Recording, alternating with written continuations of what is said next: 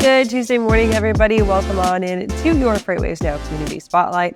I'm Kaylee Nix, and we're here with Mary O'Connell, our host and writer of the Check Call newsletter, one of our favorite spaces for your 3PL information. Mary, thanks for joining us coming off of the holiday weekend. Did you have a good 3-day weekend? I did. My husband's birthday almost always falls right around Memorial Day. So we apparently have started a trend of an annual barbecue at our house on Monday. So it was a nice time getting to see everybody and catch up. Love that. My sister's birthday is May 25th, so it's also always right around that time too. And it kind of like kicks off the unofficial summer, and I'm here for it. We're in that like summer vacay mode, and I need to go ahead and go find a beach. Let's get into today's episode, and we are welcoming on a very special guest, not the Buffalo Bills quarterback, like what I thought when I first read this. It's not that Josh Allen. It's a different Josh Allen. Talk to us about our guest. Yeah, I cannot confirm or deny Josh Allen, the Chief Commercial Officer from ITS Logistics. I cannot confirm his ability to, throw a football, but I'm sure he could do okay, But yes, it is not the NFL football player. It is a very nice, normal person who is just very good at logistics. And this time, we really kind of break down that the asset light structure. And I know it's something that a lot of 3PLs and freight brokers have thought about, or maybe they got into a year or two ago because everyone seemed to be getting into an asset light model a few years ago.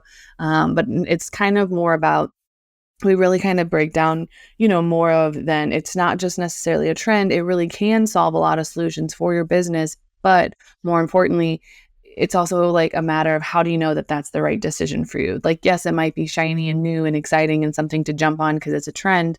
But at the same time, like it really kind of, we break down kind of making sure that it's the right move for your business, not necessarily just to chase the new shiny trendy object. And asset light is really interesting, right? Because it involves, just like it sounds, you don't own any of your own assets, which means that you have to develop these really, really strong carrier relationships, especially if you're looking to deliver that top tier service to your shippers as a 3PL. Can you talk a little bit about that and what it looks like when you're trying to manage an asset light brokerage? Because you're having to put all of your faith in equipment standards and maintenance and just straight up compliance with DOT regulations on these carriers that you're building these relationships with. And it can be very difficult to do if you are not hands-on in managing those assets.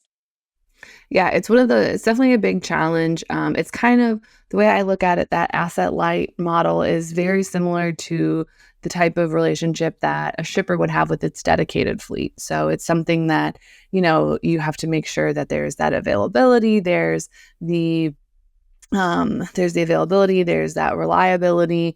And then, obviously a shipper doesn't necessarily get as involved in managing the fleet, but there are those KPIs, there are those metrics, there are those set expectations that exist. And I think that's kind of almost the best approach to take with some of that asset light model, because, unfortunately it's not your own freight, or it's not your own equipment. So you are kind of at the mercy of how that carrier, keeps it up and maintains it and everything like that. But also in those contract terms that you sign, you can also certainly stipulate you have to meet these certain metrics, these KPIs, et cetera, et cetera. And if they agree to it, then that's kind of on them to maintain it and keep it up to those standards. So I think that's definitely something that, it's, you don't have to necessarily reinvent the wheel. I think kind of taking pieces from other wheels in the supply chain space will help make your management of that asset light much easier. So obviously, if you're just wanting to spin up an asset light brokerage, one of the attractive reasons to do that is because your front-loaded costs are very few. It's pretty easy and it's decently cheap to go ahead and to get that asset light brokerage up and running. But as you start working, of course, you find those hidden fees or those hidden costs or the costs that get incurred that you weren't necessarily expecting to do that. What are some things that you need to look out for when you're either starting to ramp up your existing asset light brokerage or maybe wanting to build a new one that you need to say, hey, maybe we need to save a little bit just in case this happens to us? So like you said, unfortunately, you don't know what you don't know. So if you've maybe done a no power, like if you've basically done a traditional brokerage with no type of asset light service, and now you're like, okay, this is something that we want to do, you're not going to know what you don't know. So I definitely think that anytime, and this kind of goes anytime that you're starting something new at your 3PL, your freight brokerage, et cetera, I think anytime you're starting something new, you need to have a healthy kind of reserve for just in case this goes wrong, because you don't know if something goes wrong, that it's a couple $100 here, a couple $100 there, or if it's a couple $1,000 here, a couple $1,000 there. But also, this is something that we really break down in the episode today, and that is, really making sure that you have that communication and that transparency with your shipper. Say like, hey, like, this is you're one of the first few customers that we've done this type of model with. And so if you could just have some patience and grace with us, that'd be great. Because I know that's something that a lot of people don't want to admit. They don't want to have that transparency. They don't want to admit that they're not 100% sure what they're doing, or they're still kind of figuring it out.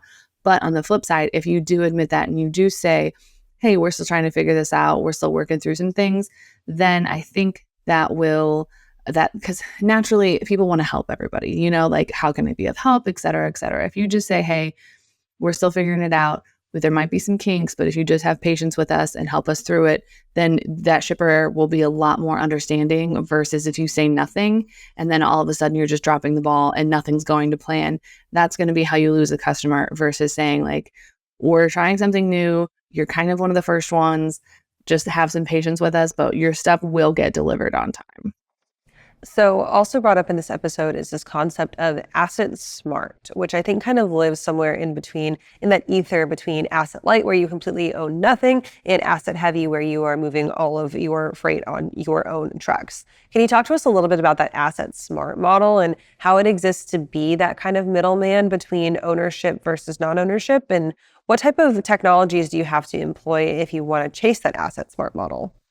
I think a lot of it comes down to, your own individual business needs. So if you sit there and you go, okay, well, we've done this asset light. We know we don't want to go down that asset heavy. There's kind of that middle ground that you can kind of say, okay, well, there are more services. There is additional value add we can give to our customers. So I think that if you have that, that's honestly just key and super important, that you have, that you kind of are working to continue to build and develop and create a successful brokerage and a successful 3PL. But at the same time, you're not just saying like, today we're going to grow pineapples on a tree. You kind of have that next logical step that exists within kind of that overall game plan. So it's really just kind of about, looking at where you are and where you want to be, and making sure that all of that aligns, whether that's through the development of some new technology or just some value added services. I think that's really where you kind of have to say,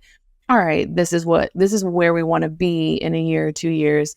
This is kind of the steps that we take to get that done. So in a world where the brokerage is always fighting to find customers on the shipper side and retain relationships on the carrier side, who is more successful? The asset light, the asset smart, or in some cases, the asset heavy? I mean, that's a really tough question, because it, again, not to beat that dead horse, but it really depends.